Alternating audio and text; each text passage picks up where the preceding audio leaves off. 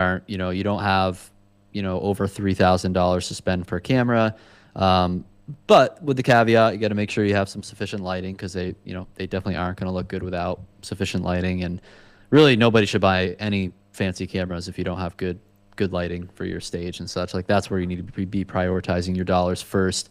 So I've been impressed with that a lot.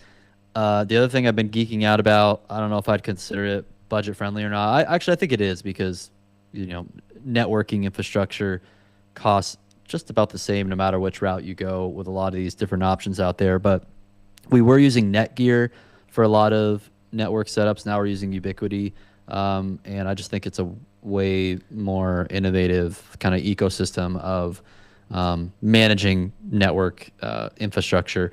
That was something that I've always, like a lot of us who've been worship leaders, we've always known enough about IT technology to like kind of be dangerous and get something functioning on a network.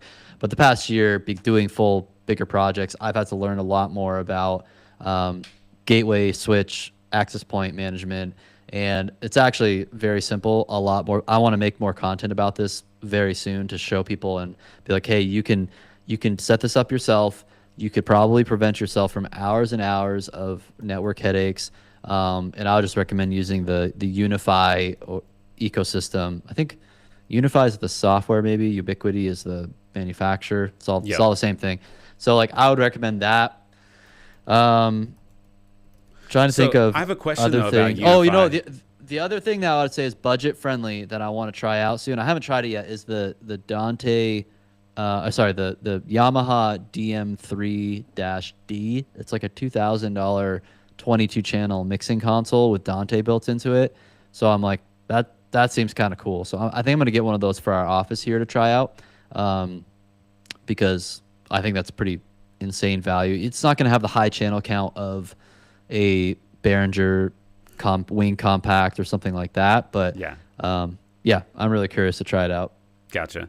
So I do have a question on the Unify Ubiquiti stuff. We use Unify for a lot of stuff here, but do you have any trouble managing Dante and things like that through the Unify switches? No, and they've only gotten better. You got to make sure the switches you do use have layer 3 capability. So I think it's going to be Like the the UDM Pro. Pro?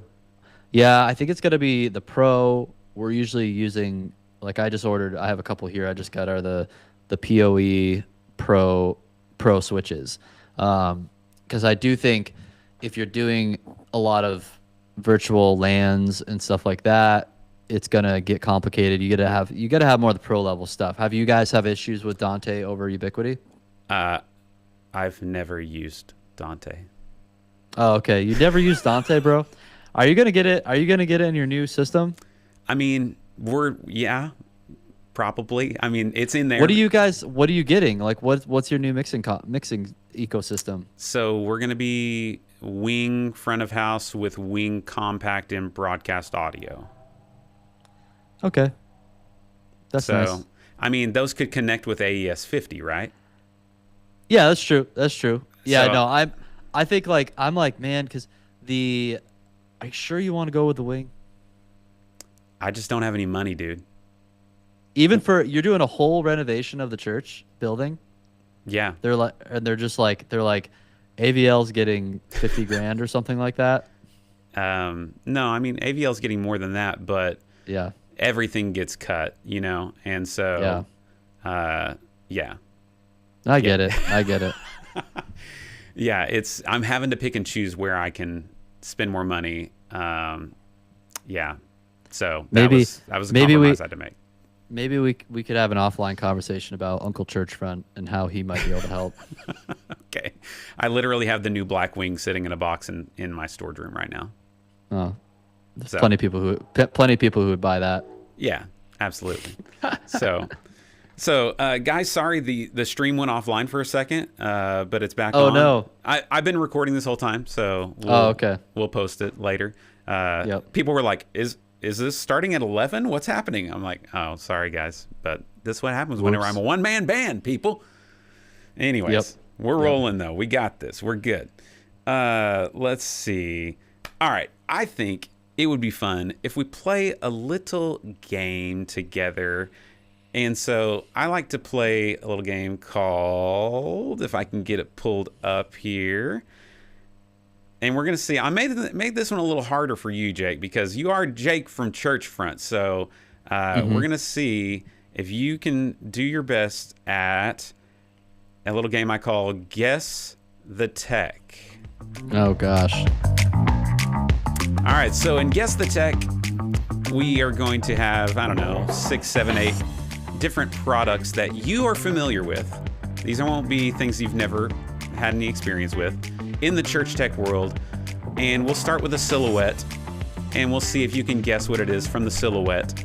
We'll let the chat chime in too, see if they can, guess it. If we get it wrong, if you get it wrong, I obviously know what it is. So this one, you don't technically have your hands on yet that I know of, but let's see if you can guess what it is from the silhouette. That's a new Mac Mini M4. The new Mac Mini. What are your thoughts on the new Mac Mini? It's impressive. Now I just want, we buy a lot of Sonnet rack mount chassis for these, so I just want them to make one as soon as possible so we could start using them. So it's great. I like it. That's cool. Yeah, I mean, it's so tiny. And does the power button on the bottom bother you? I didn't even see that. That's a thing? The power button is underneath it. Why? So they want you to have it pretty much just on all the time on standby? I guess so, yeah. That's fine. Yeah, we usually keep most of our systems, the computers are always on, so you can like remote into them and troubleshoot stuff when you need to. So yeah. And you could just restart it, do a restart once in a while. With as small as these are, well, I'll ask you that later. I don't want to give away anything. Okay, how about this next one? And let's give about 10 seconds to the chat. Behringer wing. Oh, he got it. I'm not gonna. That's so obvious. So obvious. It is okay, like. I'll pause next time. It is a weird form factor for sure. Here's my gripe with the new wing, the release that I was disappointed with. Like we bought one, but why could the new wing? They refreshed it, made it black. They came out with the compact. The compact and the rack have the onboard I/O, and this one though still only has like 8 inputs on the actual wing. Oh, interesting. Because they're like, well, the wing is just supposed to be a front of house, and I mean, I practically I agree with them. I'm not going to put a bunch of stuff in front of house. I'm adamantly against putting things at front of house, but yeah, okay. I get it. Yeah, I mean, but by the time we, like Pro Presenter for us, we run tracks out of it. And so that's 3 right there. And if you have, I don't know, if you do have to run your... Not if you have Dante. I guess that's true. I guess if you're running things through Dante, that's true. But yeah, I don't know. It just still seems like, why couldn't they have put more if they did that? It just seems like they painted it black, but it's still fine. Whatever. Yeah. All right. How about this next one? We'll see if you can guess this. I'll give people I know what that is immediately. I'll give people time to guess. I stare. You don't know. This is a good game for me because I stare at product photos like 24/7 all day long. Like I'm buying this stuff all the time. Jake says get a Stage Connect 8x8 instead. So I don't know what that is. Some kind of like, I guess, digital stage box. We've been using those little just Ethernet analog to get 4 between little things, just 4 XLRs, just if we only need 4. Because that's one of my gripes with like an X32 in our small venues. Like Digital Snake, you have to at least assign 8, right? Like you can't, it's banks of 8. Yeah. So. Well, but I thought you have the user patching available. You're right. You could user patch it. So maybe you could do that. All right. I don't know that anyone's going to get this. Let's see. No. Yeah, did anybody get it? Oh, I'm fairly positive those are LED cabinets. Do you know what kind? Oh gosh, I mean, they're made in China. That's what I know. You have a vested interest in this cabinet. Oh, they're altitude LED cabinets. That's why they look so familiar. Because they are made in China. The Cloud. Oh, I didn't know I had to be that specific about it. I mean, Bonus points. I didn't know you were going to go onto our actual website and do that. So that's very specifically the cloud panel, that's a meter by a half a meter, and they're great cabinets because they're super lightweight and compact. I just installed some at a church the day before yesterday. Yeah, they're great cabinets. Nice. What pixel pitch do they come in? Typically we're doing 2.6, but you can do smaller, you can do larger, but most common for like 90+% of the applications we're doing 2.6. Nice. All right, how about this guy? Can I guess, or are you going to try to get someone in the chat? I think you can try. Let's see. I mean, that's some sort of moving light fixture. It doesn't look like any that I'm... Or no, it's a PTZ camera. I think it's a PTZ camera. All right. I changed my mind. It is a PTZ camera. You have recently reviewed this PTZ... Well, I say recently. Yeah, is it the PTZ Optics Move SE? It is the Move... Or I think it's 4K. You got it. Yes. They look like identical. Yeah. What PTZ have you been putting in mostly in churches? Usually, what did we just do? We did... Oh, no, the Move SE and the Move 4K. Just kind of depends on budget. You can get, Yeah. The Move 4K, I think the extra money's worth it for it. Like, it does look sharper and crisper. And what do you think the, like, space between, like, a CRN 300 and a PTZ Optics Move 4K is? Yeah, then I'm like, man, you're pretty close money-wise. The bump up from a Move 4K to a CRN 300 is not very much, right? They might be like identically priced. I guess the thing I think through there is like, if you're gonna go the Canon route, I do think their joystick controller is better, and at least the precision of it is way more accurate compared to the PTZ Optics. But the controller is also, I want to say, twice as much as the PTZ Optics controller. So yeah, you're kind of on the edge there. Like, it might not be a bad idea if you're like, you know what, we want to start with like a nicer Canon system, and then maybe we'll add on a CRN 500 someday, then just go the Canon route. Yeah. But if you're really just something budget, good value, PTZ Optics is great. Nice. All right.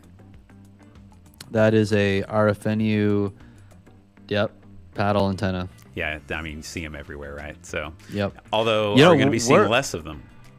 We always put in the architectural antennas because they work just as well for most of the applications we're in, and then they look better. You don't have this weird looking fin sticking up. It's just kind of mounted on the wall, flush, and it looks great. Yeah, we had to add ours into our other venue, our smaller venue. I was looking into the installation of these because I had ours on like way spread apart. Yeah. And I didn't realize they only have to be one wavelength apart, and they say it's anywhere between 4 inches to 16 inches. It's like they can be really close together. Oh, yeah. They're like, as long as it's like, one, I guess, wavelength apart, it's fine. So, oh yeah, I didn't know that. All right, how about this guy? It's a tough one. It's got that weird handle. And I counter this normally or regularly, you think? I think that y'all put quite a few of these things in. Yeah, they're from Australia. Oh, is it? It's not a hazer, is it? No, it's not a hazer. It's not a... No, as from a sensor. Australia. What do we get from Australia? Oh, it's a Blackmagic studio camera. That's what it is. Yeah, you got it. Yep. Yeah, weird little guys. I forget they're based in Australia. All right, this one shouldn't be too hard for you. It's so boxy that I had to kind of give you a little hint. Hopefully, I don't know if you can. Oh yeah, the KVMs. I think I would have recognized it. Even a rectangle. Yeah, just the trapezoid or whatever. Yeah. I don't know if these are the exact ones you guys are using, but you guys talk about these things all the time. Sell me on why I need to put KVMs in. Because all computers deserve a home. I'm fighting for computer rights. Computers need a proper, safe home and an equipment rack somewhere. And I'm fighting for front of house workstation rights, that where your front of house needs to be clean. It does not need computers and crazy dongles everywhere and stuff like that. All it needs is a keyboard, mouse and keyboard, or mouse, keyboard, and monitor, and then this little guy, this little box, and then you'll send a data connection to the KVM in the rack with the computer, and it's very, very clean. So that's my case for it. Just because in our ideal setup now, we're often putting two 44U equipment racks in a rack room or something like that, or somewhere convenient, where you could service and reconfigure pretty much your whole system in like those two racks. And it just makes it so much simpler when you're like, oh man, I want to send another video output from my computer to my video switcher. Then you're not going from your computer in the tech booth and then running another video cable all the way to your switcher, maybe in the rack room, or like if you're trying to make a new video run from your switcher, like people put switchers in tech booths, and it's like all my videos have to go back into the tech booth, and our video cables have to go in the tech booth. And if I want to add something, it just creates a mess. These things. So the paradigm is you separate computer from workstation, and then you can have some flexibility where it's like, oh, I want to move my ProPresenter workstation to this chair and spot on my desk instead of this one. It's much quicker to make that swap by just like depending on what kind of KVM you get. But these are more budget friendly ones where it's literally just a quick cable patch. Yeah, like a couple $100 maybe for these. Yeah, about $200 a pop. Nice. For the transmitter and the receiver. Nice. Last one, speaking of things that make life a lot easier. Yeah, SDI tool. Oh my gosh, man. BNC extraction. This made me so happy when I bought it. Mm-hmm. The best $8 I've spent in a long time. So if you guys haven't gotten one of these and you have an ATEM SDI stuff, you know the grueling struggle it is to try and twist a BNC connector in the middle of those things. So go get one of those off Amazon. All right, friends, that was Guess the Tech. Jake, you are, I think, an all-star. I think you may have outperformed every other guest I've ever had on the live stream. I hope so. I'm like I'm like buying so many products every single week, and I have to make sure I get all the right details right. So I look at these photos and specs like all the time. That's funny. That's funny. All right, let's jump into two more live stream reviews. I know we've got Josiah and Adam who have super chatted. I will get to y'all's live stream reviews. I don't know. It looks like we've got Liam and Chris who are next up, and then I'll get to you guys after that. So let's jump into Swan Bank is the church. So I will get them pulled up. They have some very dry sounding audio is what their main struggle is what they're talking about. So as we listen to and look at Swan Bank here, let me see if I can get them going, push all the right buttons. Their biggest pain point is this dry sounding audio. They use Pro Tools to mix their live stream, and it sounds way better, but they only have one person that knows how to use the Pro Tools mixing, and so they just want help with that. They do have Blackmagic Studio Camera 4K to do some of their video stuff, and an ATEM 2ME 4K, so they've got some good tools there. But let's listen to Swan Bank here, and then guys in the chat, chime in, let us know your thoughts too. This is all a one big community here, so here we go. Nothing here is hidden. You are our one desire. You alone are holy. Only you are worthy, God. Let your fire fall down. Let our shout be your anthem, your renown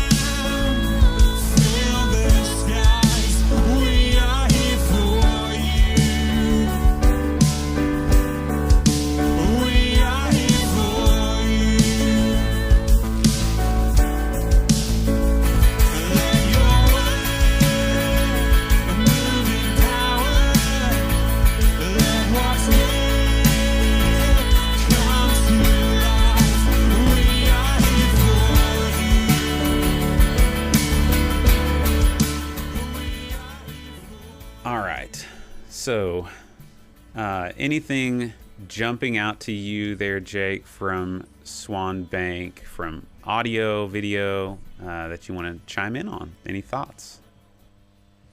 He's probably still listening, so I'll give my thoughts. My thoughts are that I think you guys are off to a good start there. It sounds like audio-wise, the main thing I noticed is that the audio is not in sync with the video, and so the timing of lining up your video with audio may become difficult, because what I think I was hearing was that the audio was actually delayed behind the video, which means maybe you're doing too much in Pro Tools and adding a lot of latency, which means you would have to add delay to your video, which used to be really difficult. Now, things like OBS and ProPresenter allow you to delay your video. And I'm pretty sure that's what's happening. So you're just gonna have to get that audio line back up. There's some overdriving, some different things with levels, maybe just gain structure. But Jake, what jumped out at you? With the audio side of things, again, when I hear it streamed through the platform, like through this live stream, it's like, oh man, it sounds horrible. But I go to the YouTube channel, I'm like, oh, it's actually like it's not that bad. Like you said, I think it's a really solid start to it. I was looking up the details of kind of what was their stack that they're using for the rest of the stuff. I mean, I guess we don't have details on, Pro Tools is Pro Tools, but like what are the microphones, preamps, stuff like that too, and like just kind of how the sound reinforcement is done. That can obviously play a big role. Looks like some Roland electric drums there. It sounds like they might have samples on those drums, or do you think that's what we're hearing the drum? Like, are they doing samples in Pro Tools?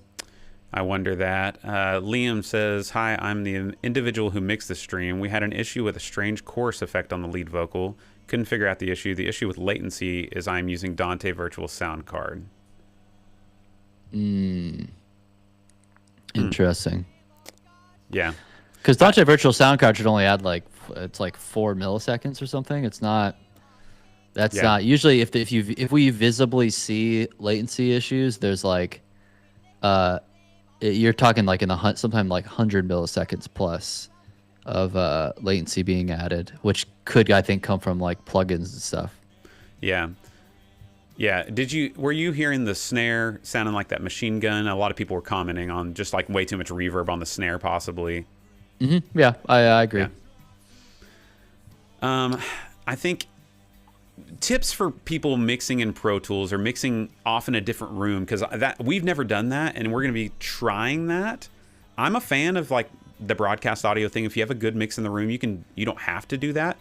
But how do you make sure you're not like getting into your own world like without a reference mix, and like then you all of a sudden are like your mix becomes garbage, like how can you have that target consistently where are you monitoring like audio levels with some type of TC electronic thing? Are you using a template? What are you advising people that want to go that route nowadays?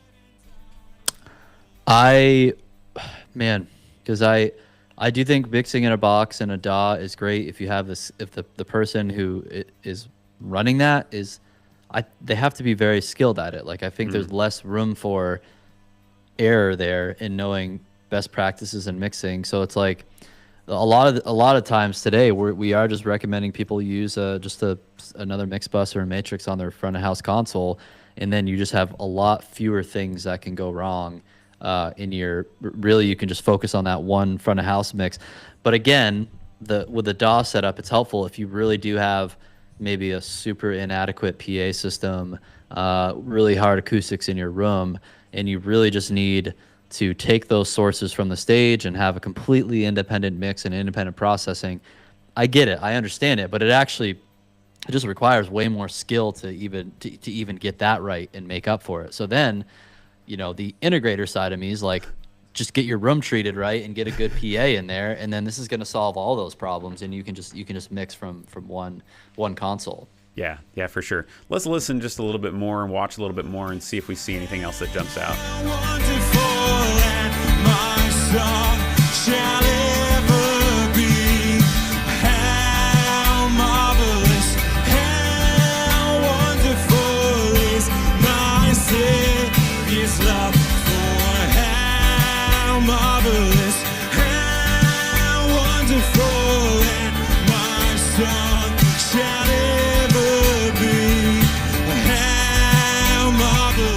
The snare sounds way better now, so they fixed the snare. Sometimes, you jump to the later in the live stream, it's like, oh, they had time to fix some things. The only thing I would say, like, speak a little bit to lighting here. This is where I think lighting could visually improve some things. I think this shot specifically of him, I just don't, it feels like there's no key light on or front light on the worship leader here.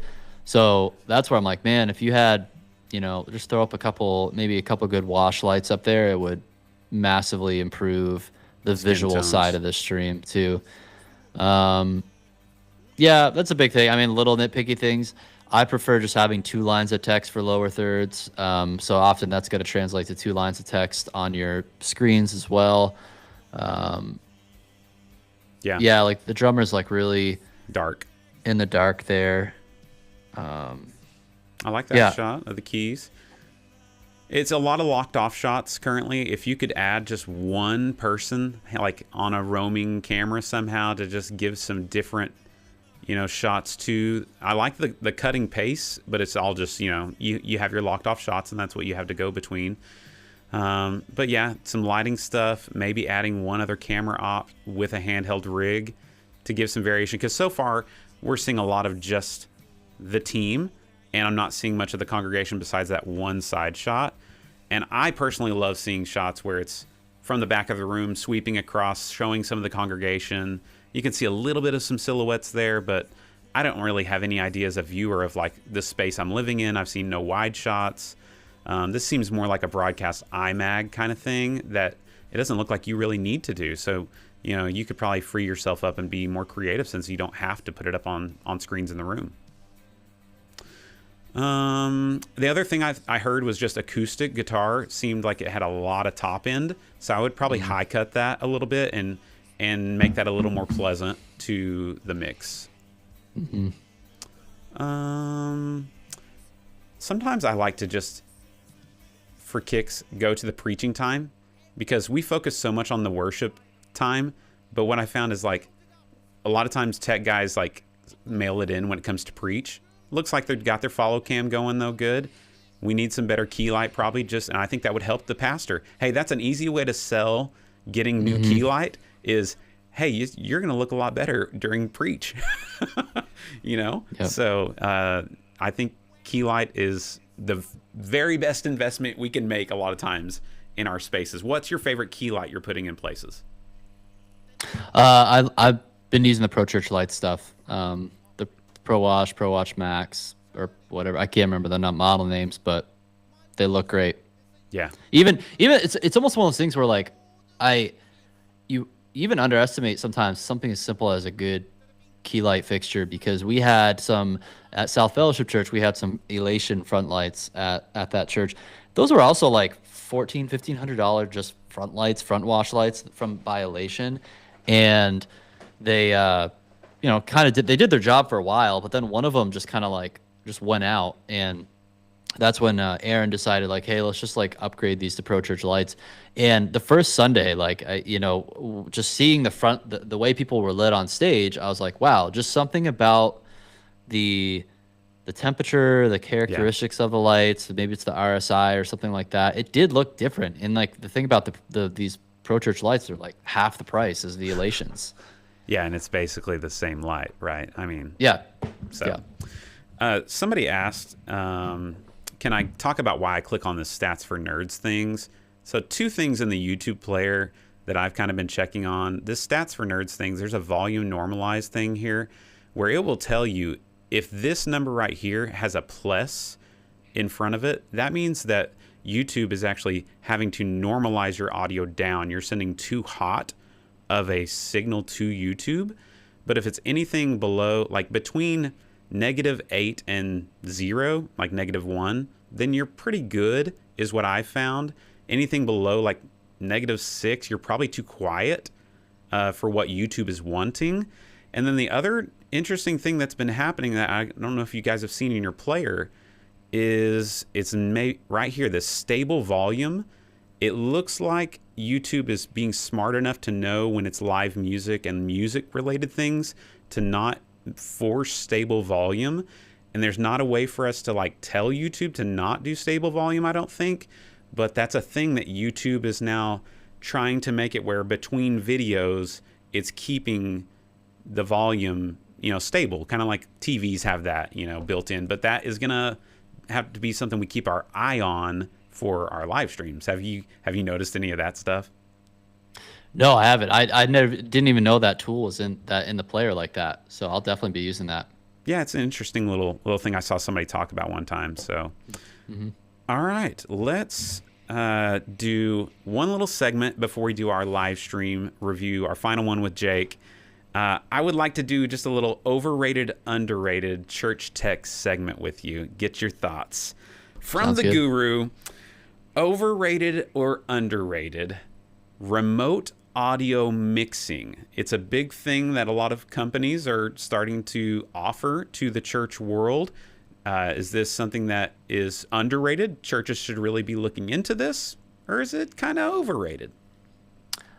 I would say for most people it's overrated. I think there are some cases where it makes sense, but it's kind of tough. It's like because I feel like there's so many factors to consider here. One anecdotal experience is we had a client who had been using a remote mix service, for a while, and then they and this was prior to us like doing a full upgrade system for them, and it's great. They have a really awesome, solid system now. It's like it's one of those things where it's like gear could not be an excuse for not producing phenomenal results, right, for your live stream. So they could, because they have a really well balanced PA and treated room, like their broadcast matrix mix from their SQ console will sound phenomenal online. But they wanted to keep using the remote mix service that they have, and so we would listen to it and we're like, I feel like it would sound better if they just pulled the mix from their console, and they'd also not be paying the $1,000 a month or whatever it is, right? So, and then I know like there's another company out there who I think they started providing that service for a church here in near Florida, and I'm really impressed with the results and the consistency of it. That church does not have someone with the right ear to mix to the quality that this church wants online.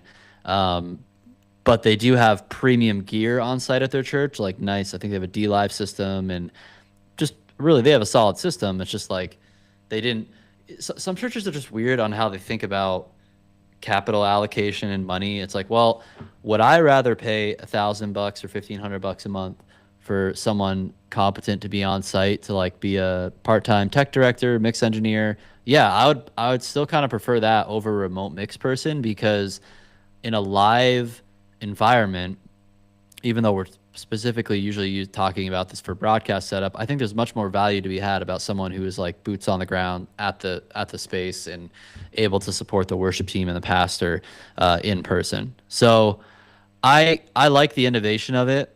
I do think it's a little bit overrated. I can be. Yeah, those are my thoughts there. Yeah, that makes sense. Next, what about you? No, what about you? Oh man, overrated, underrated for remote audio mixing. I have yet to actually try it, and so I think it's overrated for the cost that I've seen so far. From the success that I've been able to have with a broadcast, we don't even monitor our broadcast audio. Like literally, it is unmonitored. I set it up, I listen to it after rehearsal, and it's done. Like, and if there's one little failure of something, it's are you mixing? Are you doing a separate mixer or DAW? What are you doing? No, so it is a stereo post fader mix, but then a pre-fader drum mix merged into a stereo matrix broadcast that goes to our ATEM. Yeah, that makes sense. So you can have my drums are pre-fadered. More flexibility on how your drums sound on the stream versus in person. That way, if I've got somebody who doesn't like as much snare drum or whatever, it's like, well, the drums aren't really, I don't need them to tweak my drum sounds online. So, and that's worked great for us, but in the remodel, something we've been doing as a team is riding a lot more, and having that recording space is going to be cool. And so it's like, why not go ahead and have that set up for broadcast audio if we want to go ahead and do that, and then we can always fail over to broadcast or the post fader thing if we want to. So Yep. but for now, it's like I probably wouldn't pay for it at this point. So yeah. And for small churches, it's like I just don't know that that's where I would spend the money. So Yeah. Again, these are like bigger questions about how you just allocate finances and when is that appropriate for your small church. I think it's a nice luxury for churches that are well resourced, but for some reason, sometimes an area that a church is in might not be well resourced in skill to be a mix engineer. That's right? true. That's true. It's just so many factors that come into play there. Well, speaking of resourcing, how about this one? I've seen this come up. Bitcoin tithing options. Is that underrated or overrated? I think it's, for the most part, I think Bitcoin in general, massively underrated, right? Like massively underrated and undervalued. In the church world, I would say, actually, I think it's Bitcoin tithing is also underrated. I'll say that confidently, because the benefit from the donor is that if you buy Bitcoin or bought Bitcoin at, let's say, $10,000, and now it's like, almost $80,000, you can, when you make your donation, you're making a donation at that like $80,000 per Bitcoin amount. So it is a large tax write-off, and then nobody's paying any capital gains to the government on that liquidation. Well, when you make the donation to the church can sell it for dollars, and they're not paying capital gains on that donation. Where if you just sold it for dollars as a normal individual, you would have to pay the capital gains. Yeah. I just don't know how the go-between services, what benefit. I'm sure they're getting something out of it. Yeah, well, so it's always it's Bitcoin custody is important to think about. Like, if a church is going to start taking Bitcoin, okay, who's actually holding on to the keys to that Bitcoin? So that's where there is opportunity for services to come out to, do that in a way that's financially responsible. I recommend a service called Unchained. If a church is looking to hold Bitcoin as a church entity, like I would do something like that, because they use the best methods, technology. You're actually not even have to trust the company, because they actually show you how to self-custody it with multiple keys and such. So, that's a whole rabbit hole. But yeah. I think it's underrated, and people are gonna kind of realize that here pretty soon over the next few years. All right. Guys in the chat, chime in with your overrated, underrated on these things as well. Because, how about this one?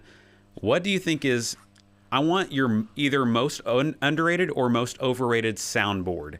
A mixer that is either really overrated or really underrated in your opinion. I think the Behringer Wing is both of those things. Well, now you sound like Lee Fields. I know. It's funny. I don't know if it's like I'm getting old or what. Like, but I feel like I just like, no. Part of it is actually I'll be. You muted yourself. Yeah. You want me to be? I'll be transparent with you guys. The thing about Behringer, as I'm learning more about the integration world and being a dealer of products, Behringer is like, hey, the only people who can carry our products are going to be Sweetwater and Amazon, right? So they just remove a massive amount of incentive for other integrators, AV installers, people like Churchfront to want to promote and sell those products, because like we can't get any margin on those products, and the margin is important. So like when stuff goes wrong, like, obviously we make money on it so we can function as a business to service a client. Oh, got the thumbs up going here too. And then also just like having margin where it's like, oh, if let's say a client buys a wing from us and something malfunctions, and we just want to have the policy on our end to be able to do a hot swap for them, be like, hey, here's a new wing, take it, we'll get this other one, situated and figured out. We could do that from a wing that we buy from a Sweetwater or Amazon, but there's just financially it doesn't make sense. So that's where I think the wing I'm becoming less of a fan of it just because, again, full transparency. Like, I don't have the financial incentives to really care for it that much. I do think it does pack. I will acknowledge, like, Behringer still packs a ton of value in their gear, especially if you are doing a DIY setup and you don't need someone to help service your equipment for you or your system for you or anything like that. Then by all means, go with Behringer and do it. But don't, like I tell clients, it's like, we can go Behringer, but don't call us up if something goes wrong with this console. Like, Yeah. 'cause we're not, we can't support it. Yeah, yeah, I understand that. Yeah, I mean, even our integrators, who are amazing. Recently, you know, Sweetwater had a great deal on some on the wing and a stage box, and so whenever they were coming out with the new stuff, and they were like, "Hey, if you want to grab it, go for it." You know, I mean, you can probably get a better deal doing that than you can with us having to be the go-between guy. So that's what we did. Totally, yeah, yeah. So, how about live vocal tuning? What's your hot take? Underrated, overrated? Oh, I think it's underrated. I think it's good. I think it's important. Works great in the right when it's set up properly, and the results are great. So Wait, you still Waves tune? What do you like? Yeah. Waves tune. Okay. Yep. How about live streaming for churches under 75 people? I think it's underrated, and you still do it, but just don't make it so stinking complicated. People just get like, I don't understand. It's like, yeah, if you're under 75 people, it's the best time to do a live stream. It's like easier than ever to do it for such a small application like that. So like, just keep it so simple. Like, don't feel like you need to look like Elevation or something if you're a church of 75 people. Like, that's just like, just not clear. That's just not clear thinking. That's the kind way I'm going to put that. Yep. All right, last one. AI for churches, underrated or overrated? I think it's still underrated because we use AI a lot, especially for a lot of like our content workflows now. I think churches can easily I use rev.com to make transcripts of videos, and then I put the transcripts into ChatGPT, and I tell it like, hey, make me a web article out of this, make me YouTube chapter markers from this video. It saves hours and hours of time. So churches are, making content on a regular basis too, and they could benefit from those things, because the reason I like to make like web articles is because it helps with SEO. Like, it's going to rank better on Google. And then YouTube chapter markers, I feel like make longer YouTube videos perform better, because people can kind of scrub to the part of the video that they want to watch. Yeah. Hey, here was a comment that I think we can apply to all of these things we've been talking about. Josh from Budget Church live streaming says, underrated, the soundboard you already have. We can apply that to probably almost all the tech we already have. Most of it is underrated. Yep, exactly. Most of us are just underinformed on how to use it better and more effectively. It's like, man, just a few hours of this is why like Church Fund started out the way it did, with like, hey, we're just about getting the knowledge out there and helping you learn these things, because sometimes better knowledge can get you like 80 to 90% of the way to the goal that you're looking for with the same gear. But there are going to be scenarios where it's like, these are 25, 30-year-old speakers, and they're going to sound bad in this room no matter what. Like, you're going against physics, especially if you don't have like certain infrastructure in place. Like, there's a balance, and it's different in every situation, where when knowledge can get you far enough, or it actually takes better equipment. Yeah. All right, let's do our final live stream with Jake. Let's hop over and look at North Liberty Christian Church. They've got some Panasonic like CX350. I guess those are probably like camcorders, Panasonic UE50, some Marshall CV504s. Their biggest pain point, though, is really their audio mix. So they have an aux send that's coming from their Avantis, I don't know how you say it. And then that's mixed on an iPad using the Mix app. So basically, like, how can they make their audio mix better? Let's listen to. I'm gonna mute my camera here, and I'm gonna go listen to it. When you see my camera back on, that means I can hear you. That's perfect. All right, here we go, friends. Let's listen. You guys give feedback as well.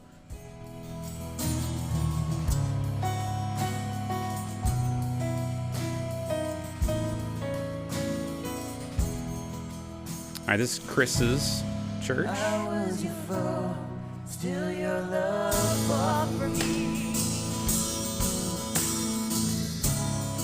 You have been so, so good to me. When I found no word, you paid it all for me. You have been so, so kind to me. Oh, the overwhelming, never-ending, reckless love of God. Oh, it chases me, now fights till I'm found, leaves a 99. I couldn't earn it, I don't deserve it, still you give yourself away. Oh, the overwhelming, never-ending, reckless love of God, yeah.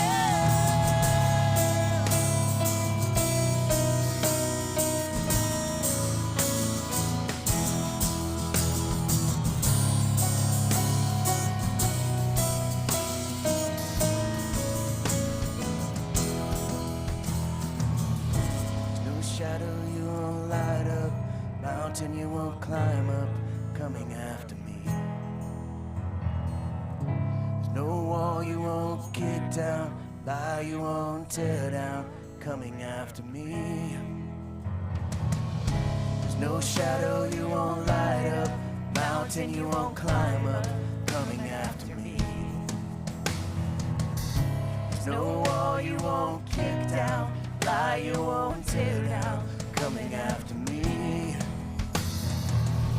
There's no shadow you won't light up, mountain you won't climb up, coming after me. Yeah, I mean, I think your team has some great players. I mean, I'm hearing talent there on the stage. One thing you said, Chris, is that no effects could be routed through the send, so it's pretty bland, which surprises me on the Avantis. I think it'd just be a matter of bumping up your reverb in that aux send, and so I'm sure you could probably figure that out. But yeah, your vocals are real dry, drums are real dry, and yeah, we can talk about some other stuff. But Jake, was there anything that jumped out to you? Yeah, this is a case where I really do feel like they have the right foundation of like technology between the mixing console, what I'm seeing on stage. They even have the full drum enclosure, and this is where I would want to like just come in, and our team has done this before, where we just kind of help like let's just rebuild this mix using the tools that you have, and like because there's some basic things where I'm like, are all the gain structures set properly on all these microphones, and just start with the basics, like just kind of like let's wipe this console clean and start over with a clean setup. And then the other thing, I listened to the pastor's mic and preaching, and that room sounds like it's got a crazy reverb time, just for the talking section of it. So that's where I wonder if you're also fighting a lot of acoustical issues in your room for the mix, because that could be really causing a huge headache for you guys. Yeah, I could see that as well. I think just EQ wise, the acoustic guitar definitely seems a little top endy to me. If you could sweeten that up a little bit, make it a little more mid-rangey. Yeah, dude, I tend to like use my high pass and low pass filters. I kind of bring in we're like you said, my acoustic guitars are generally just in the mid range, and it's like that's especially when they're in the context of a full band. Like it would probably be different if it was just like a solo acoustic guitar, but you don't need a bunch of high jangly sounds coming from your acoustic. Yeah. Josh says, we always be putting those drummers in the dark. And that is so true. It's a beautiful cage, but I would love you to add some LED tape to the top or something, some lighting in there so he's not in the cave. It's a beautiful drum cage, but I'd rather it not be a drum cave. So, Yep. You said the worship leader is on this chat right now? I don't know I'm not sure if Chris got on here or not. I haven't seen. Let's see if Chris is on here now. I haven't seen his chat yet, so he may not. Oh yeah, there he is. Treatment is on the docket for 2025. Oh, cool. Awesome. Yeah. I wonder what kind of treatment they're going to go with. Do you have a recommendation? We always do Prime Acoustic. I would prioritize wall panels for your first treatment. Again, it's hard not seeing the room. Dude, just Jake at churchfront.com. Just email me a picture of your space. Let me see all the surfaces and angles and stuff, and all, and rough dimensions, and we can work on an actual like ballpark quote for you. But it's definitely starting with wall panels. Those are generally the most effective. And then if it's depending on the architecture, you might need cloud panels as well. Yeah. I think just as from a live stream viewer's perspective, I mean, I would love to see more context of the space. This is a wide shot, but it's kind of that bird's eye view thing, and it's a static cam. I mean, it's a bail shot. That's fine. The rest of them are just kind of those locked off shots, which they're not bad. Like the framing on this is fine, but you need some more key light maybe to give some more definition to faces. There's lots of areas you can touch on, but I think it's just like prioritizing what do you want your live stream to look like in 2 years, and then working backwards from that and spending your money wisely along the way, right? So Yep. I think you guys have the pieces, just like Jake said. Like, you got a lot of great tech already. So reach out to Jake, reach out to his team, and see how they can help you out. Dude, you wanna grill our live stream? I haven't been there, but this is actually kind of funny because which one? One of them this Sunday. Asa's he's awesome, dude, and he's doing so much good work. But the 8:30 one of the streams, he like tweaked something and he completely like rerouted the audio. So one of them's like silent. I'm just trying to find the right link for you. Okay, so go to I'll just Rock send Harbor? you. Rock Harbor Church, Melbourne Beach. Or just Melbourne, and I can also just I'll put in the email to you the link of the one you want to go off of. But this one is I think our church is an interesting case study for folks here because we do have a Waves LV1 mixing console, go to the far right on top, not that one right there, I think. So we're using Waves LV1 here. We have a very mediocre mixing console. I'll let you listen to a little bit, then we talk about it after. Sure. So this is a new song for us this morning. And it's an invitation to the Holy Spirit to come in and rest on us. It's a simple song to sing, and let's just bring him in and open our hearts. What are y'all encoding through? What's that? What are you encoding through? Resi. Come rest on us. Come rest on us. As the Spirit was moving over the water, Spirit, come move over us.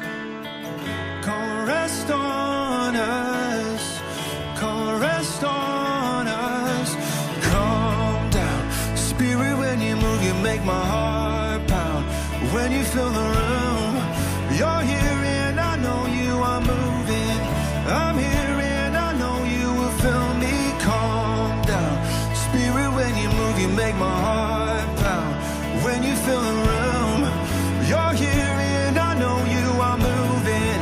I'm here and I know you will fill me. Sounds really good, dude. His vocal clarity. Dude, go to the second song, Build My Life, and listen to when the drums are playing all out, like what he's done with those F note. Let's see. That's Dry Bones. Or no, I thought Is this one? maybe I'm on the wrong link. Open the grave, I'm coming out. I'm gonna live again. This is the sound of dry bones. Yeah, just move forward to where it's like he's playing like full out snare drum and stuff. There we go. Pentecostal fire. Pentecostal fire. We're stirring something new. You're not gonna run out of miracles anytime soon. Yeah, I like it. It's not too much of that, like that gunshot bullwhip sound, but it's like enough to like beef it up, and it sounds like that worship drum stuff that we're all, the Bethel snare that everybody is kind of after. The tom sounded great too. This is the praise, make a dead man walk again. Open the grave, I'm coming up. I'm gonna live that's going through a Waves LV1 or? Yeah, it's all just one Waves LV1 with a separate broadcast mix setup. So one interesting thing that Asa did, and this is all credit to Asa, because the kid, he works for NASA, but he just like all of his free time he just like likes to mix and figure stuff out. So we have an in-depth video where he actually, because we have a 64 channel license on the LV1, we have like 32 channels for like in-house, and then he repatched a second almost 32 channels for just the broadcast. So like we have a lot of flexibility coming off of this one console and how we're processing it for the live stream. Nice, dude. That sounds really, really good. So those F notes, I mean, can you add your own custom samples to them? Yes, I thought you couldn't, but then we were talking with the F note rep at the conference, and we were like, he had a kit there, and we're like, why does it sound so good? And he's like, oh, I have this special snare that I put in it. So apparently you can. I don't know. I gotta get some more clarity on what they did here, but because I think Asa, it might have been a sample, or Asa learned how to just dial it in better with the settings in the actual module. Gotcha. Oh, it sounds really good. Yeah, I spent about 8 hours this last week, maybe more, dialing in our new drums, because we're electronic drums in our smaller venue. We have an Elisa Strike Pro in there that is, needed some love. So I loaded in. You can actually load all your samples onto that brain and run everything natively on it. So you don't have to run you don't have to run Trigger on a different computer or anything, which is cool. You can build a custom kit on there. So we were running like Austin Davis, like Kerry Job's drummer samples all on there. And so that helped a ton, but it's still electronic drums. It's not the best, like cymbals and stuff. It's just not the same, but it's better. That's cool. Anyways. Oh, man. Well, thank you, dude, for being on here. Before you go, I would love for you to talk about just like, what is an accelerator student? I hear you throw out that term. Is that still the terminology y'all are using going forward? I know that y'all have had some changes. Yeah. No, it's funny. It's funny you mentioned that, because I was literally just thinking about this week, because we're thinking of changing it to being Accelerator was kind of like our consulting program. So if someone's in our program, it's like, yeah, you come to Churchfront, you're going to learn everything we know. We don't know every answer in the world, but we know maybe a little bit more to help you take that next step wherever you're trying to hit these goals with your worship and tech ministry. And now that we're doing more like, we do a lot more work for clients through like integration processes and stuff, and the training's still part of it. So I think we might just call it like, do you want to be a Churchfront client? Just a simple client, instead of a accelerator program and the student side of it. But it's still, we haven't really made those changes officially yet, or like rebranded any of it. But the accelerator is like our flagship service, where like you basically become a VIP within the Churchfront ecosystem, where you get unlimited access to our team remotely. You get us to be able to come out on site at your church to do our surveys and produce designs for your church. We've got a couple other exciting things that we've been testing, experimenting too, as part of our Churchfront Premium offer, which is primarily like a membership to our site. You get the course access, and this is better for the DIYers, but they want a little bit more help on maybe piecing together some smaller systems and solutions for their church, and Churchfront can actually be the dealer for those products now.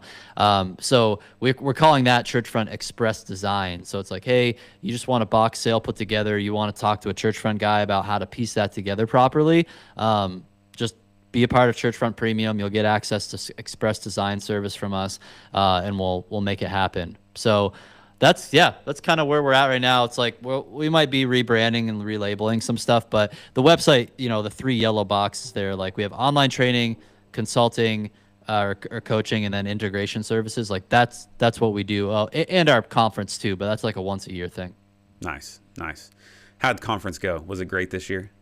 Yeah, dude, it was great. Wasn't as good because you weren't there, bro. But we'll maybe get you on the docket for next year. I'm still a fan of like, what if you did a Florida and a Colorado conference? Is it too much to do 2 conferences? It may be a lot. Yeah, at this point it is. But we'll still, it's fun. The conference is like, it's now becoming a fun like party, family reunion for our team members, for our vendors, for clients, like all of us to come together in one time a year. But yeah, we'll see how it keeps evolving. So Yeah. it keeps getting bigger though. That's awesome, dude. Well, you always inspire us. It's been a journey watching you, and like, I mean, for me personally, just seeing how you have grown in like serving the church. Like, that's what's most inspiring to me, is seeing how like you just continuously, your heart is to serve the church. And yes, you're able to support your family through that now, but I still see that heart. And so like, never lose that. That's what we love about you, man. Like, you're just one of us, you know, in the trenches. Thanks, man. Doing it. And so Yeah. thanks for being on the live stream today, dude. We Dude, really I appreciate it. I am in the trenches, probably more so now than ever. It's crazy. It's like somehow Church Front keeps getting bigger, but I feel like I find myself underneath crawl spaces and stages more. Or like this I was setting up an LED screen till midnight on Wednesday night this evening. So it's like not because it took longer than it was, but just weird delays where like I got a flat tire on the way to the job site, and then Southwest lost his luggage. That set him back about 4 or 5 hours of having the right tools on site. So it's just like, you know, stuff still happens. It's great. I'm staying grounded. That's for sure. That's right. Okay, guys, we'll say thanks to Jake in the chat, and I'm going to let him go. And Thanks for having me, Ryland. You keep up what you're doing, bro. I love it. Appreciate you. All right, we'll catch you next time. See ya. Man, that was great having Jake on. Seriously, guys, say thank you in the chat. What a great time just to be able to catch up and hear his thoughts on some of the church tech world stuff that's going on out there, and give you guys some feedback on your live streams. The beginning portion of our live stream, I don't know what happened. I hit go live, it either cut off immediately or something, but I was recording, so I'll update the channel with the full live stream after we finish this next round. So I will be back in about, I don't know, 2-3 minutes, and we'll start this next batch of live stream reviews. So if you'll just give me, I don't know, a second to catch my breath and take a drink, and then I'll get the other live stream reviews loaded up. I know we've got, let's see, Adam and Josiah and Nigel in there with the super chats. So you're up next. Don't go anywhere. It's going to be a great next round of live stream reviews on the Friday live stream. Thanks for hopping on, guys. We'll see you in just a minute.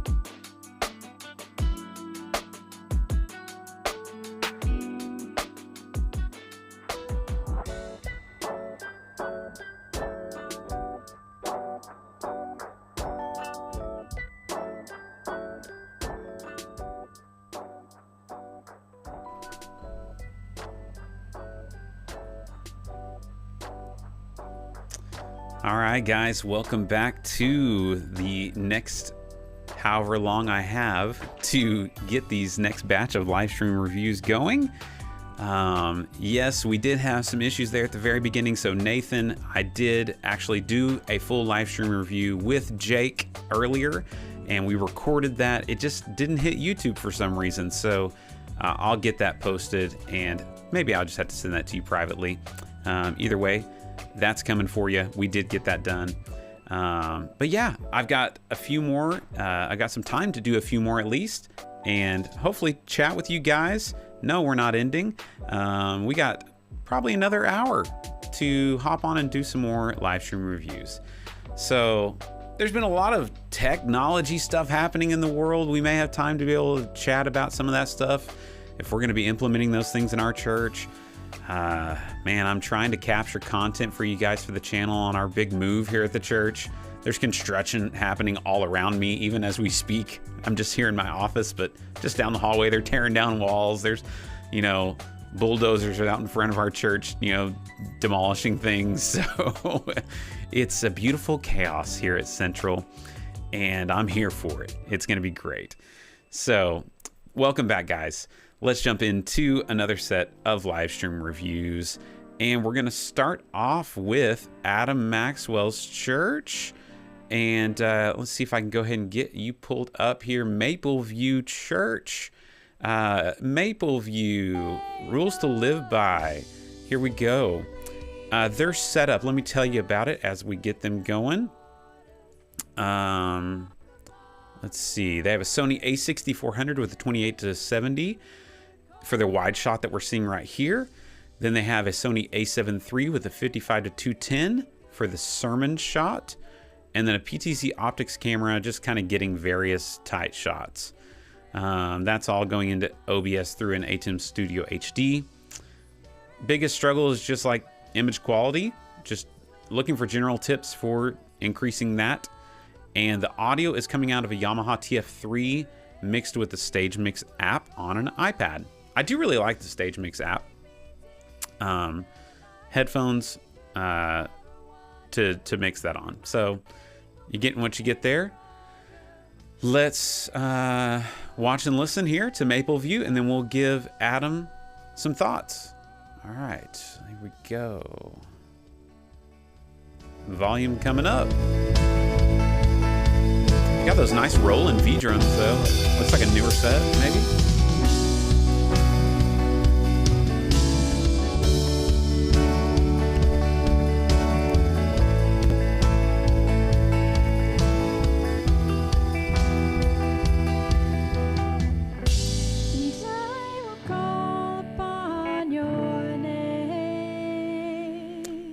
So far, I'm only seeing wide shot. Let's see if anywhere else in the worship. I mean, we did see that one tight shot. Here's a tight shot. Amen. No greater truths in the Word of God. Using that PTZ optics maybe to get that tight shot over there on that singer.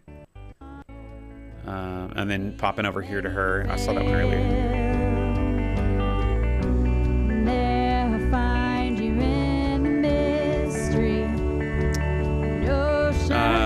Does audio appear in sync to you guys?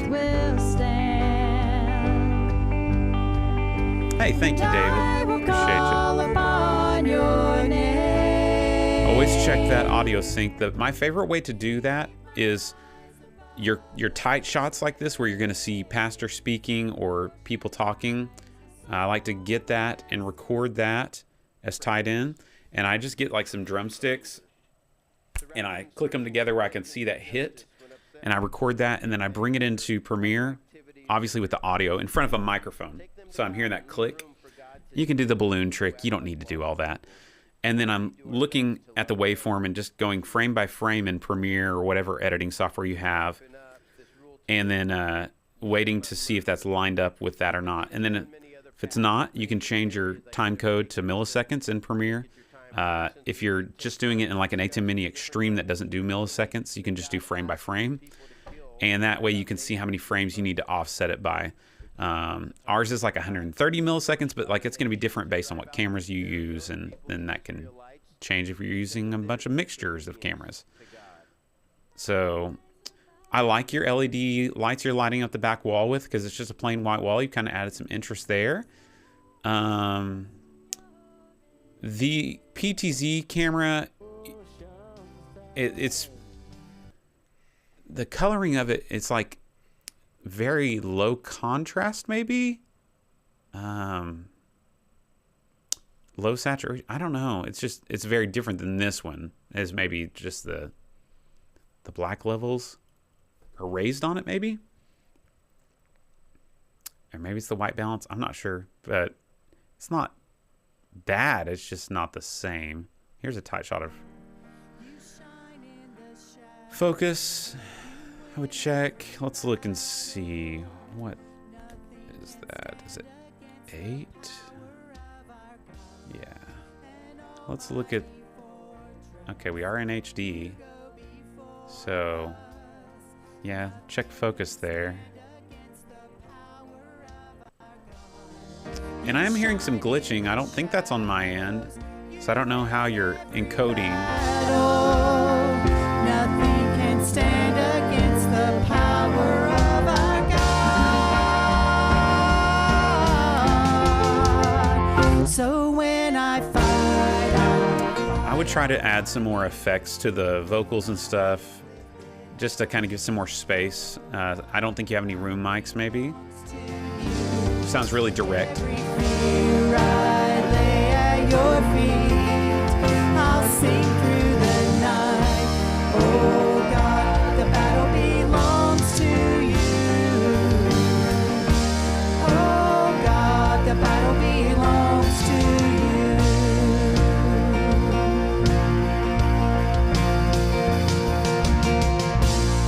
you. Yeah, it sounds like you got a good team, though. Good band. Vocals are solid.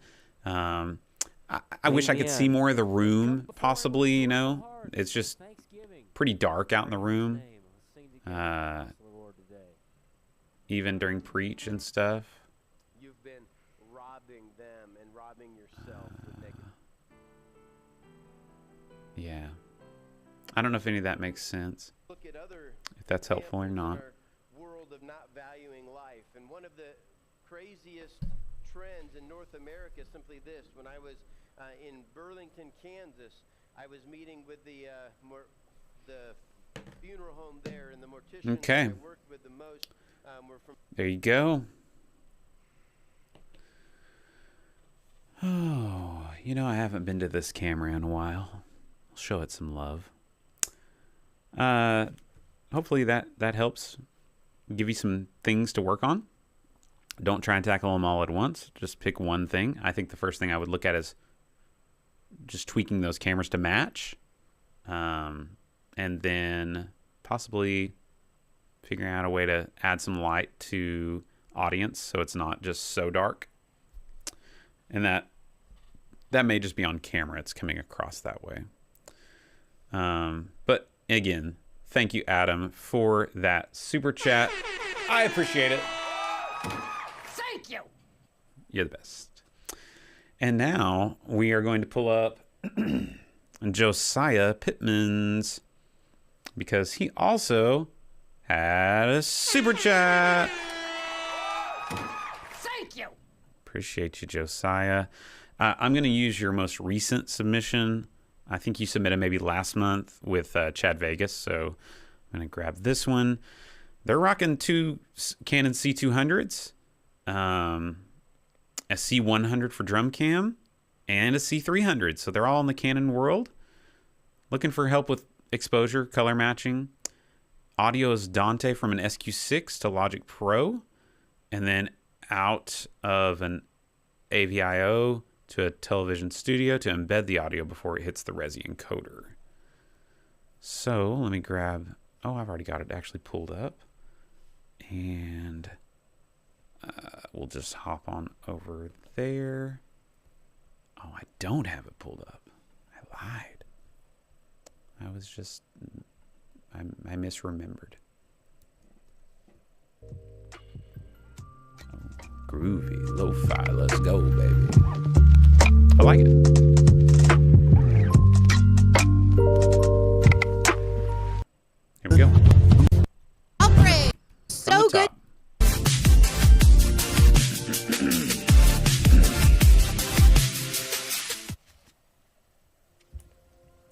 Crossbridge, it is so good to see you. I'm going to invite you to stand if you're able as we begin to worship together today.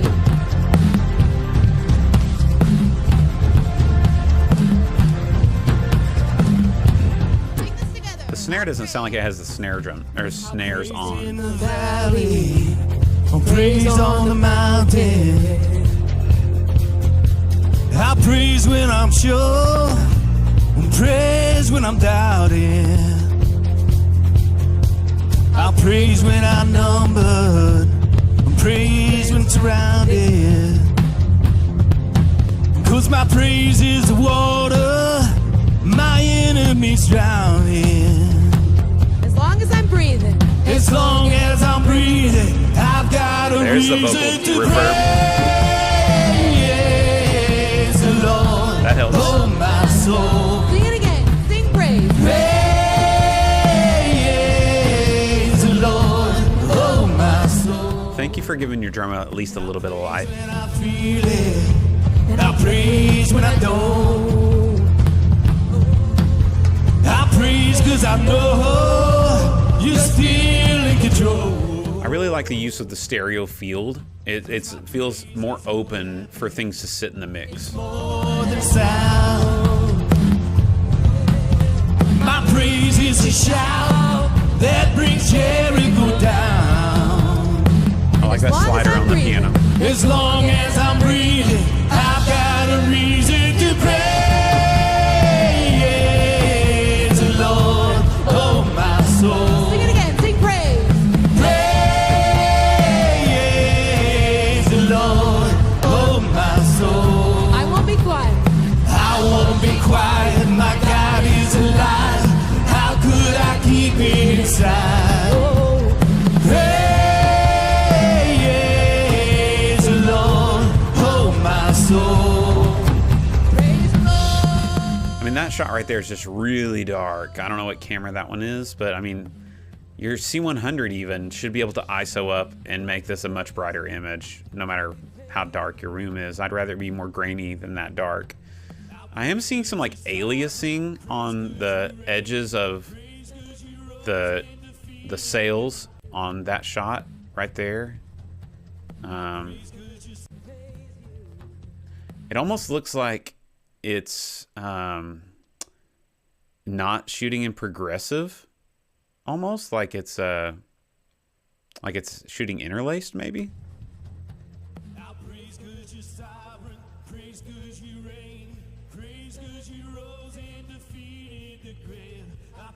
Because whatever camera is on the keys, I don't remember which one you said is on the keys. Let's look here. C200s. Well, C100 is drum cam. Wide shots are CRN 100s. Oh, they're PTZs. That explains it. Sorry. So you're doing iMag. How big is your room, Josiah? Like our new worship center is going to seat 650.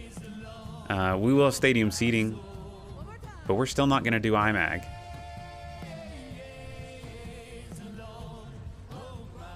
Keys is CV503? Really? Interesting.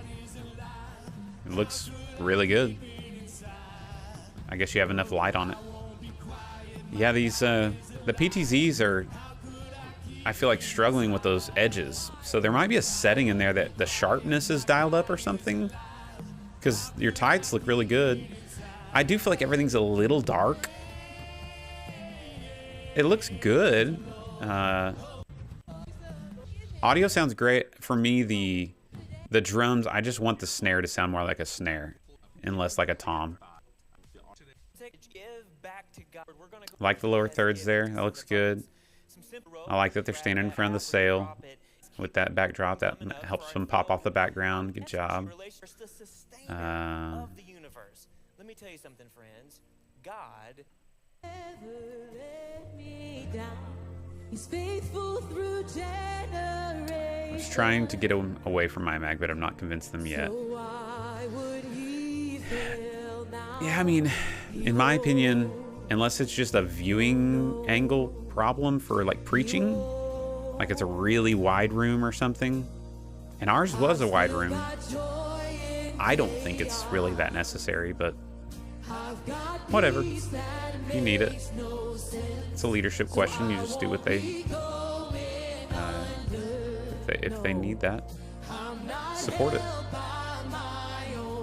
Let's listen just a little bit more here. Build my life on Jesus, and He's never let me down. He's faithful in every season. So why would He fail now? He won't. I mean, I wonder, on your projection screens, does iMag come across dark on those? Or does it look exposed correctly on there? Yeah, it just seems like even faces could be bumped up a couple stops. No, He won't. He won't. This is the only camera that I think is exposed correctly, and it's that Marshall. 'Cause He won't fail. Christ is my firm foundation. Amen. The rock on which I stand, when everything around me is shaking. I've never been more glad that I put my faith in Jesus. Yeah, you could do that. I mean, none of my cam ops ever adjust any exposure things. We just, we have controlled lighting, and we don't have to battle daylight or anything coming in, so we're lighting appropriately for camera and for room, and then finding that balance. And then all of our cameras are pretty much locked at ISO and shutter, and even aperture. I could see, like, I know some places, like if you are doing backline and front line, you might have some different lighting that you're battling, right, Josh? That you can adjust for, but most of us are not having to do that. But she just looks a little dark. So honestly, though, like, it's a great live stream. Do you have any handheld stuff? You might look at doing something like that next, just to add some more energy to it, and less of the just zooming in and out stuff. But sounds really good in my opinion. But my house was built on you. Talented team. Say Don't rush. you. There you go. Fell back into it. Oh, he's getting it back onto it. There you go. Got it. All right. So that was Josiah's Church, their Crossbridge community. Thank you for the super chat, man. I really appreciate it. All right, let's go to the next one. Was Nigel. Thank you. Nigel says, I put 2 timestamps in my submission. Both were unrehearsed. We had to change songs last minute for the first, and the second was First Lady singing before we closed out. Okay, I'll try to find that. Let me see over here, Nigel.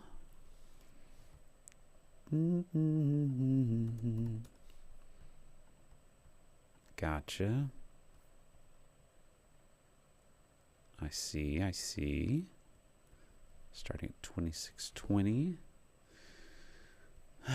Guys, part of me is thinking whenever I just clicked go live on YouTube, it just didn't go live. Or maybe I clicked and I just didn't actually see it. I don't know. That's what I get for not having like a pre-service actual countdown of like 10 minutes. That's the beauty of a 10-minute countdown, right? Is like you have plenty of time to make sure things are working. But on YouTube, I feel like for this thing, it's way too long. So I try to only do 3 minutes. And y'all were in the chat, like chatting with me.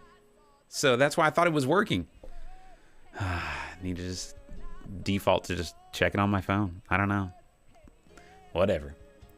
It's fine. All right, so here we go. Yes, I did. And He heard, and He answered. I sought the Lord, and He heard, and He answered. I sought the Lord, and He heard, and He right, so Nigel's set up.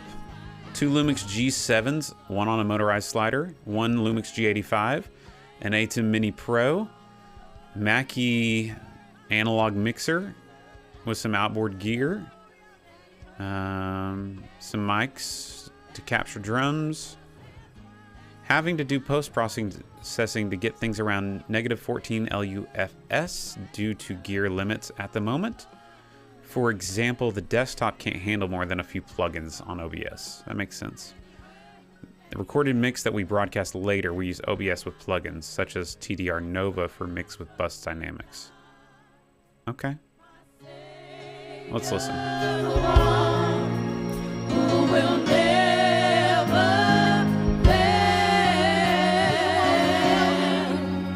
He will never fail.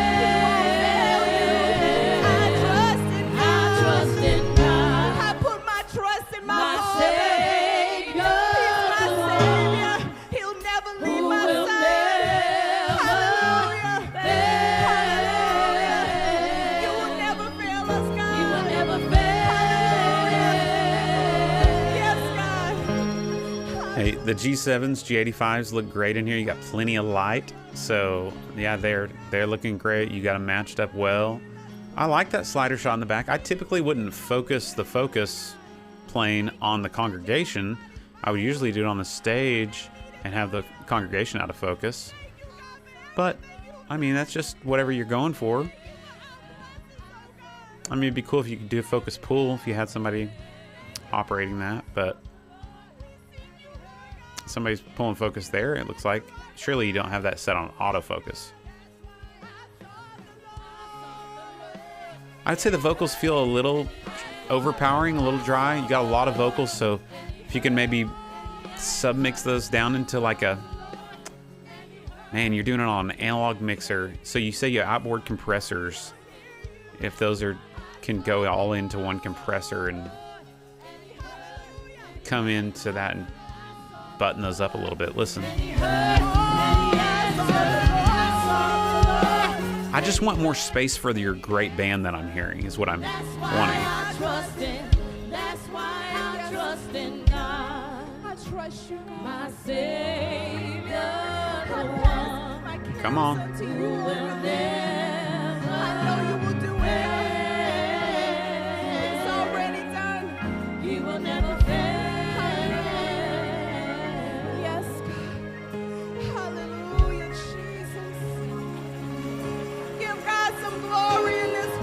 All right, I like the audience mics. It's just enough to where I'm hearing some of that. Oh, where's that horn? That's why I trust in God. Hallelujah. Yes, God. Hallelujah, Jesus. I mean, the vibe matched what I was seeing. Like, the camera work matched what I was... I don't know. It seems like it works.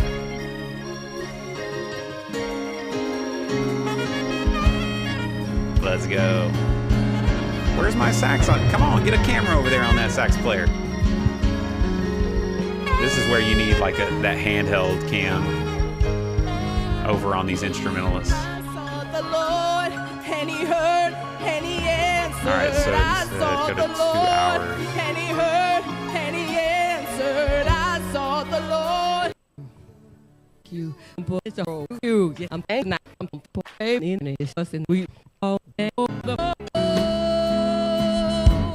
It's good framing here. If you love me, really love me, feed my sheep. He That said, piano sounds good. You love me, really love me, then feed my sheep. 'Cause no, I am with you. No tom mics, huh? And ever until the end of this world. Now go, go, go.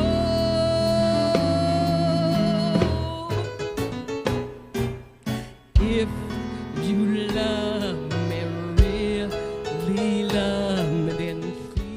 Yeah, I mean, she sounds great. Band sounds great. Okay, he's playing over there. Okay, you got this man in the back for the tight shot. I mean, I don't know what to tell you. Like, I think your coloring is great on the cams. I think maybe bailing to that one a little too often during worship. I don't know. That's your only wide shot that I've seen that's dynamic. So I do really like it. I think it's looking great. I would say if you could add a roamer that's handheld. I've got a video on my channel of our setup. Just search like roaming cam. That would be great. So hopefully some of those thoughts help you out, man. I appreciate the support. All right. Next up is DJ That Production Guy with the super chat. Thank you. And looks like he submitted for the Ark Church. So I'll go ahead and get you pulled up, man. And then on deck is Robert. So thanks for that super chat. Let's see. Y'all are going to pay for my family's Chick-fil-A today. Wow. Almost.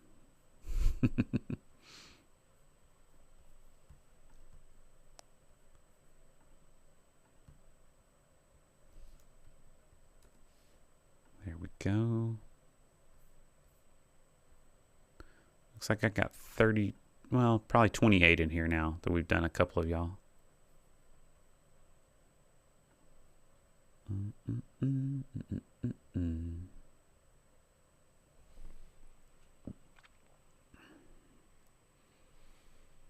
All right.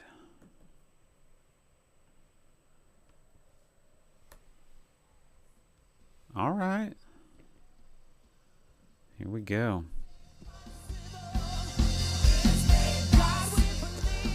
They've got a Blackmagic Constellation ME1, 2 Sony video cameras hardwired, and a Sony A6100 wireless. Audio is being mixed on a Behringer X32, getting signal from a Behringer Wing. Okay. Here we go.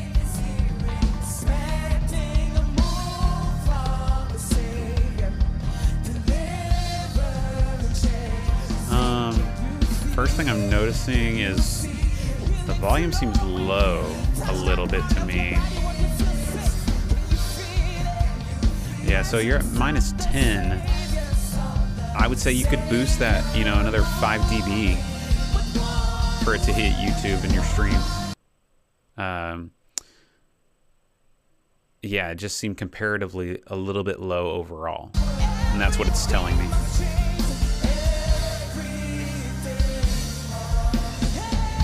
Drums and bass are like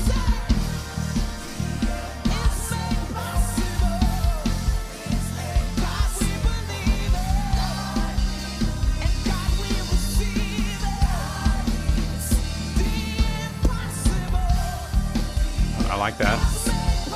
Show me the room. I don't like going back into it though. If you zoom out, cut away, and then zoom back in on a different time. Don't zoom out and then zoom back in. Make this a quick shot. You should be off of it now. I wouldn't hang on those that long. I like the shot, but not that long. Cut to this shot and then cut back off of it.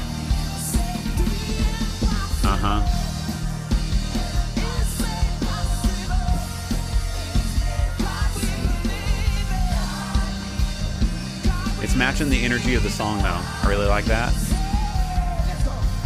Don't love the logo in the lower right the whole time.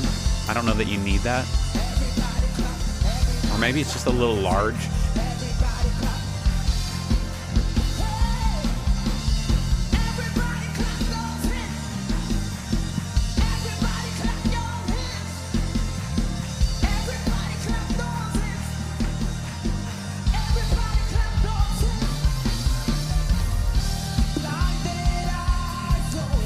Yeah, I like that I can... Oh, you're like strobing out in the audience. That's why I could see the movers are going out. Okay.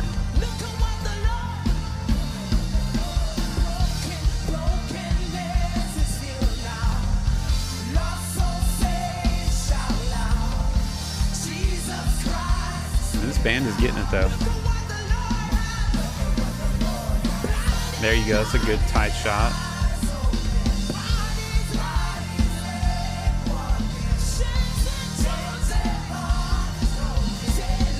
Okay. I like that drum shot.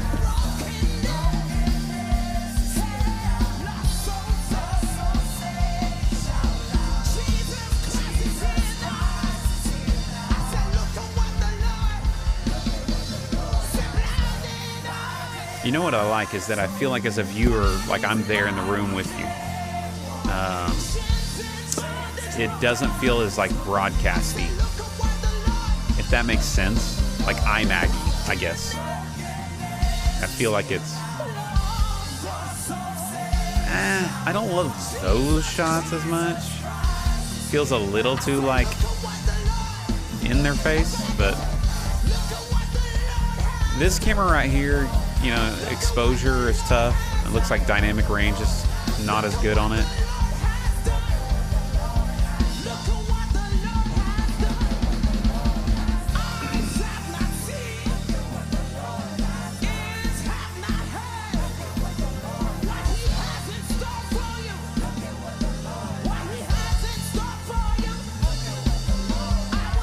Okay, there you go.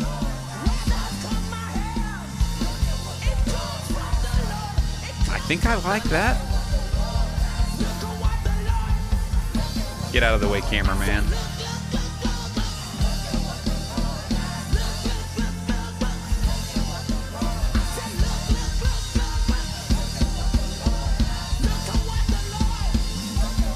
I want to hear what it sounds like on a down part.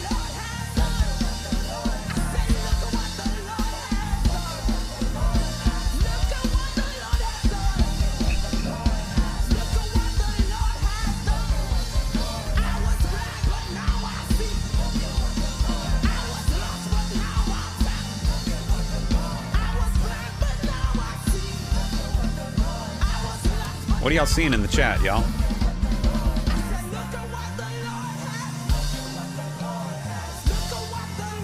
All right, bass player. Come on, listen to that. Come on, listen to this.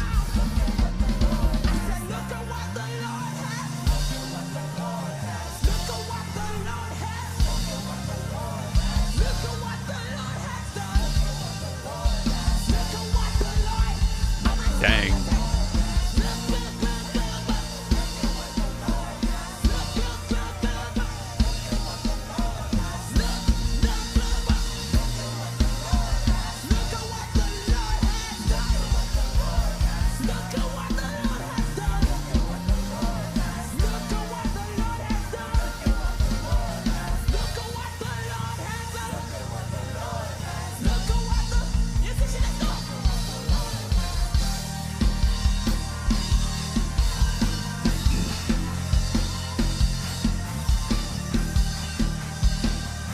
I like that shot coming up from behind the band there.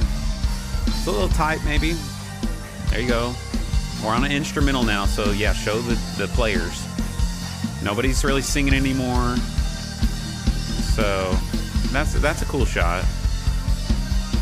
But yeah, where's my bass player? Show him the bass player some love. We got some guitar now. He's just playing octaves. Get off him.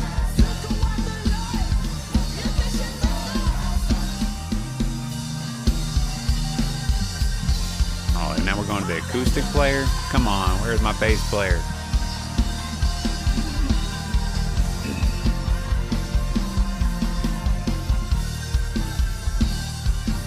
Watch it just be in the tracks or something.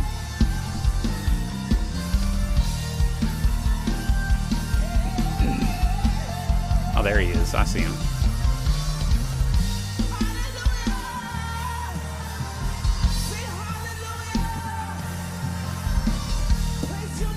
Just kind of vamping.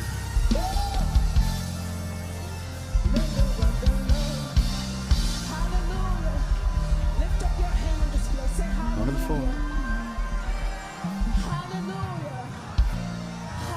Down to the one. I want to encourage everyone to seek God today in a new dimension. You want to get to so the it's next just like level. exposure between cameras is what I'm kind of getting distracted by. Sometimes it's like really bright on their white shirts, and then the next camera will be exposed correctly. Like this one, your handheld isn't handling it the same as this one. But I really love the way you're directing. I love the type of creativity you're bringing to the live stream. I think the audio is really close. There was something about that snare where it was sitting. I don't know if it's the tuning of it or I wanting it to be like a little lower, like the tone of it maybe, the pitch. But a lot of times I know like gospel-y stuff is a higher pitch snare. So I don't know, man. I think I just want to encourage you. Like, I think you're doing a great job. So, yeah. I think this is a good word for it. Captivating. Yeah. All right. Let's hit our next one here. Let's see. How y'all feeling? You hanging with me? What do we got? 44. Y'all still going? Let's do this. Next up, we got Robert. Is the next super chat. So coming up to the plate, let me get you loaded up. Some great churches submitting today.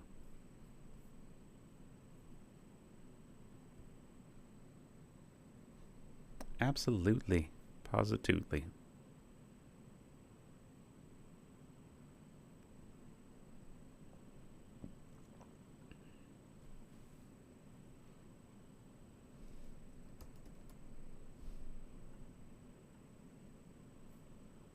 Reality Church of Santa Barbara. Alrighty, they're streaming at 720 still. We need to fix that. I'll get you pulled up over here.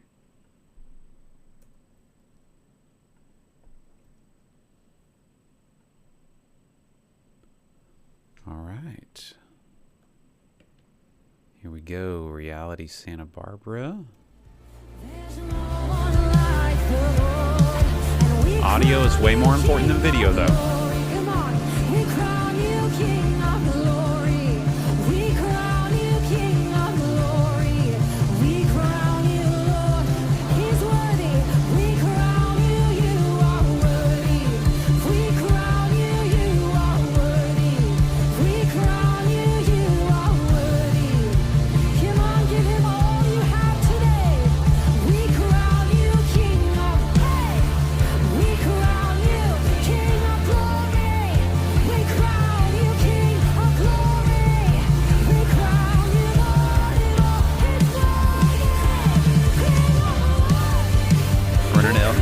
Waves LV1.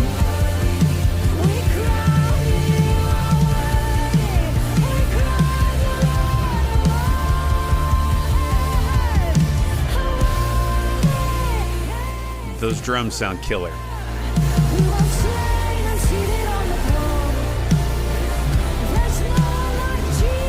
I do love this song.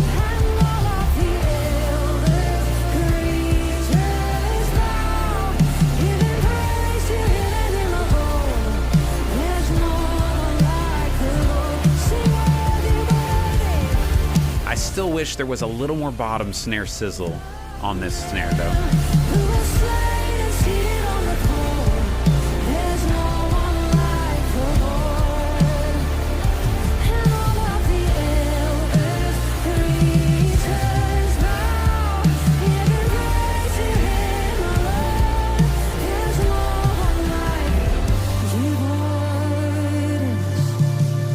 There it is. There it is.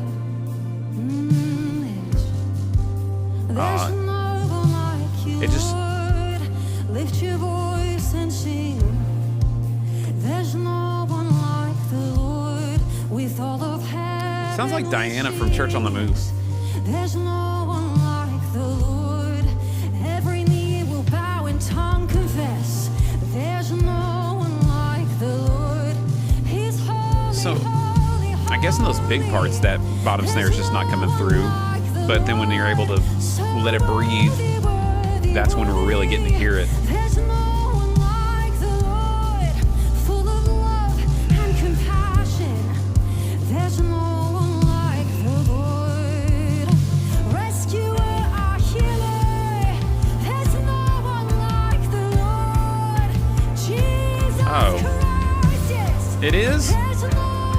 She's got a very recognizable voice.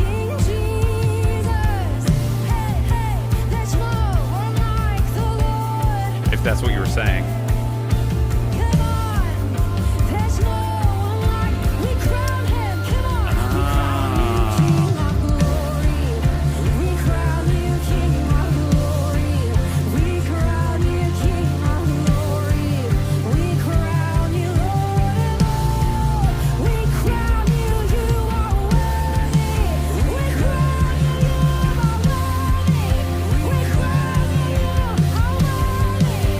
I would say, even with just one camera, if you got audio dialed in, for worship, I would at least just have somebody just zooming into the person that's leading the song and just following them around like they would the pastor, maybe or maybe just add one camera, just add one more camera. You don't even have to have like a switcher to do that. You could just go into OBS and have a little USB dongle to have two cameras, however you're doing it, and just switch it. So you could have a tight shot and a wide shot. And I think that would, like Jake was saying, like, you don't want to overcomplicate it if you're not there yet. But for me as a viewer, I'm definitely more of a watcher a listener at this point. Like, this is great to listen to, and I think a lot of our people are just listening, but we want to give them a reason to watch, or you might as well just put on the podcast, I guess, later. Let's see, what do you do during sermon? Do you go to a tight shot during sermon? Oh, is that the ending song? Yeah, too much headroom there, little dark. Yeah, so like you could.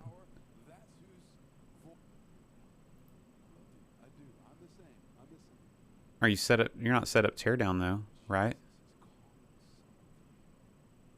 So I would lower that headroom. It looks like there's some exposure things happening here. I don't know if you got on auto.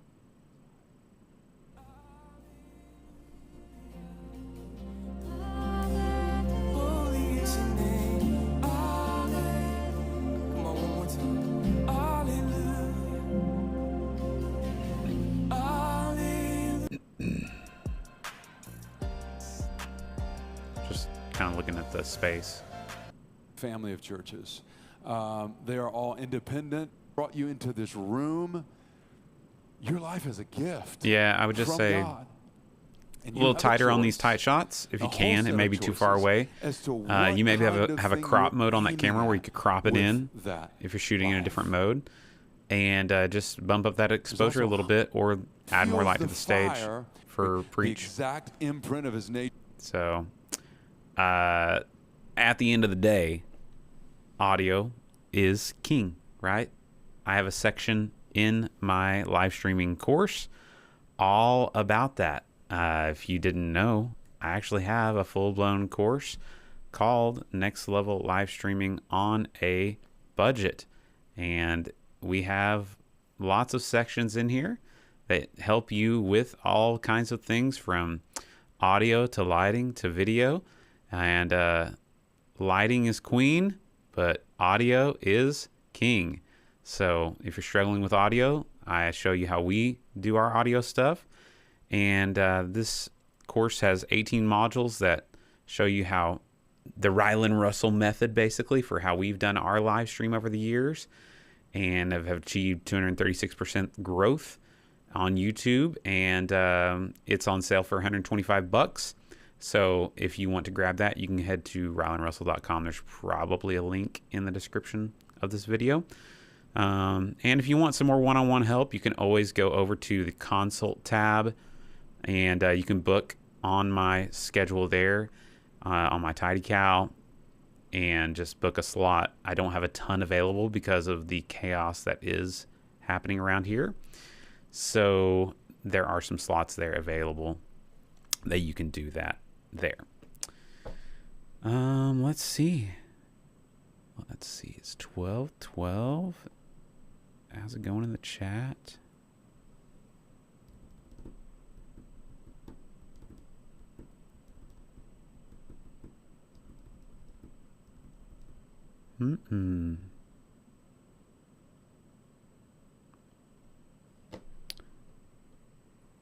Okay, friends. At this point, if you put a super chat, it will not go to getting you into the live stream reviews because I'm done.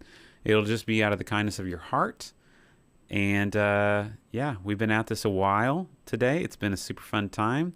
Actually, we've been at this for 2 hours and 12 minutes. So that's a long one. Again, sorry that the first 30 minutes of me streaming with Jake or 20 minutes was not on here. I'll try to, hopefully I hit record in time. You know, sometimes things don't go according to plan, but that's okay. All because you don't push the button correctly, maybe. I don't know. But at the end of the day, we're just here trying to have a little fun, make each other better. And I appreciate each one of you who are subscribed to the channel.